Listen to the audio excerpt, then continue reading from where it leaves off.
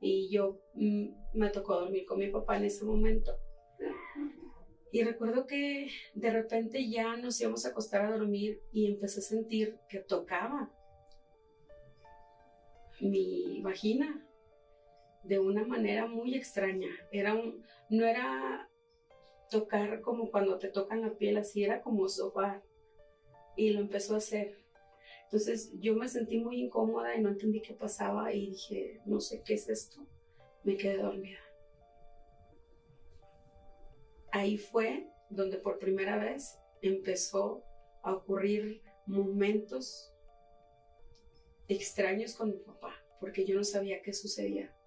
Una niña de esa edad no sabe qué pasa. Después empezó a recurrir y hacerlo más seguido. Pero el momento que él lo hacía es cuando no había nadie con nosotros en la casa. Estaba yo sola con él y solamente en cualquier momento, se le ocurría y decía, ven, y me llevaba al cuarto. Me decía, quítate la ropa. Y se quitaba la ropa él. Y él empezaba a violar. Entonces, o sea, ya no era su hogar. Ya no era su hogar. O sea, él me empezaba a violar. Me besaba como un adulto, besaba a otro adulto en la boca. Había algo que hacía y era muy recurrente que su lengua la metía en mi oreja y me decía, eres la mamá. Y hacía un sonido de, eres la mamá. Y me decía, Gloria. Me hacía sexo oral. O sea, eyaculaba encima de mí al terminar. Agarraba lo que se encontrara en ese momento y me limpiaba y me decía, súbete la ropa. Y se iba. Y pasaba otra vez, y pasaba otra vez. Después, éramos muy pobres, muy humildes nosotros. Tenemos casita de madera.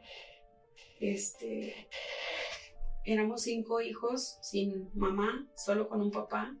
Y obviamente pues la situación económica no era buena. Y pues vivíamos al día. En esa casa cuando llegamos a vivir no teníamos ni luz ni agua. Y vivimos muchas carencias.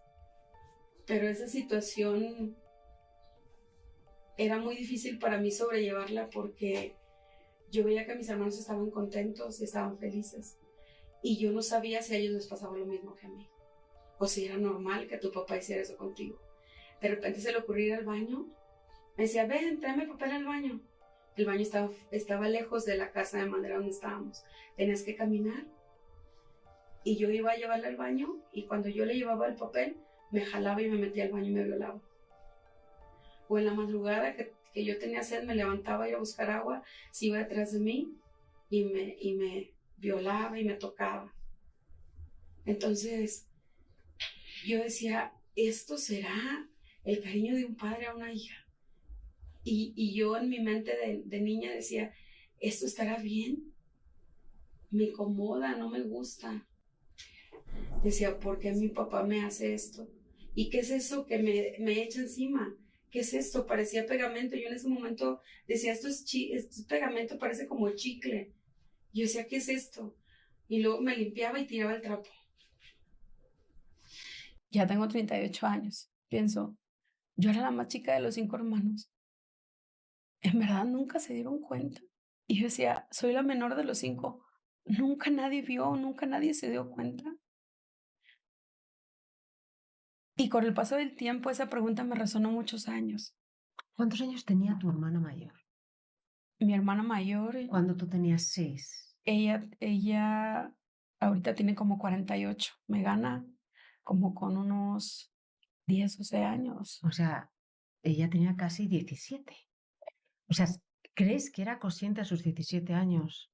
Lo que pasa es que Silvia, al ser unos hijos sin mamá y ser tantos hijos, es difícil mantener a tantos hijos.